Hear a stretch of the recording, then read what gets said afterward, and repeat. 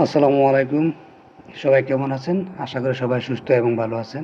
বরাবরের মতো আবারও হাজির হয়েছি ইংরেজি স্পিকিং শেখার জন্য। কিভাবে নিজে নিজে ঘরে বসে ইংরেজি স্পিকিং শেখা যায় স্ট্রাকচার নিয়ে। আশা করি ভিডিওটা ভালো লাগবে এবং আমরা ঘরে বসে কিভাবে নিজে নিজে শত শত বাক্য তৈরি করব আজকের ভিডিওতে আমি দেখাবো।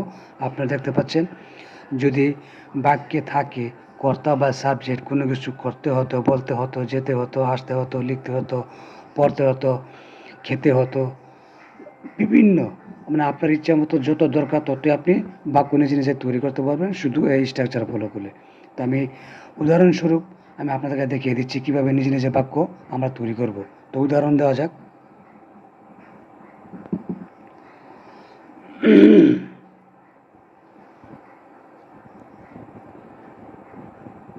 আমার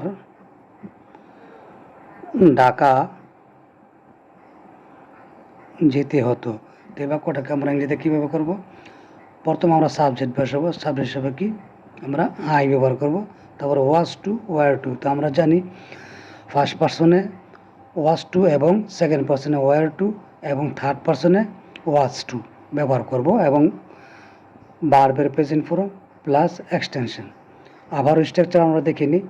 subject plus was to, were to, ভার্বের প্রেজেন্ট ফর্ম প্লাস এক্সটেনশন মানে বাকি অংশ। আমার ঢাকা যেতে হতো, তো আমরা সাবজেক্ট হিসেবে আই ব্যবহার করলাম। তো যাওয়া সবসময় মনে রাখবো বাংলা বাক্যের শেষেরটা হচ্ছে ভার্ব, ইংরেজি বাক্যে দ্বিতীয়। যেতে হতো, তো আই এর পরে আমরা কোনটা বসাবো? I was to. তারপরে কোথায়? ঢাকা যেতে হতো। I was to go to Dhaka. Number two, আমার কাজটি করতে হতো। তারপর সেম আমরা স্ট্রাকচার ফলো করব। সাবজেক্ট আই, তারপরে ওয়াজ টু, তারপরে আমরা ব্যবহার করব ভার্বের প্রেজেন্ট ফর্ম করা। I was to do the work. I was to do the work. আমার কাজটি করতে হতো।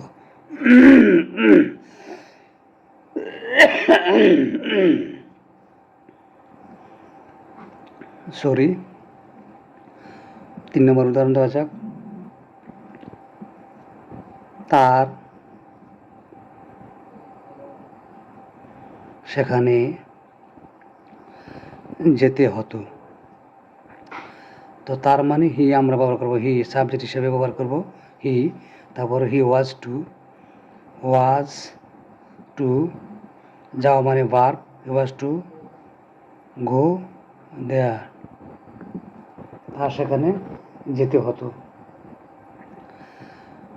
তারপর আমরা ব্যবহার করব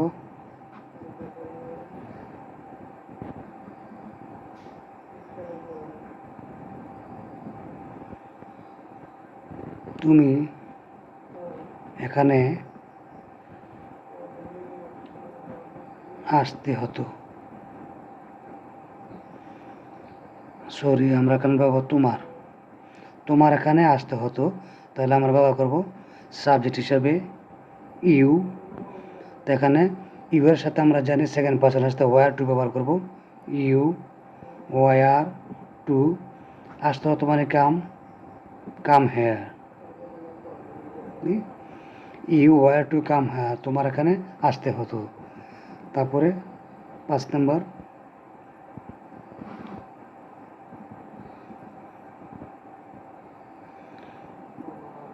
করিম কাজটি করতে হতো, অথবা করিম কি কাজটি করতে হতো। তা আমরা সাবজেক্ট হিসাবে ব্যবহার করব কি করিম। তারপরে থার্ড পার্সন হওয়ার কারণে আমরা ব্যবহার করব কি ওয়াজ টু ডু দ্য ওয়ার্ক। করিমকে কাজটি করতে হতো, করিম ওয়াজ টু ডু দ্য ওয়ার্ক।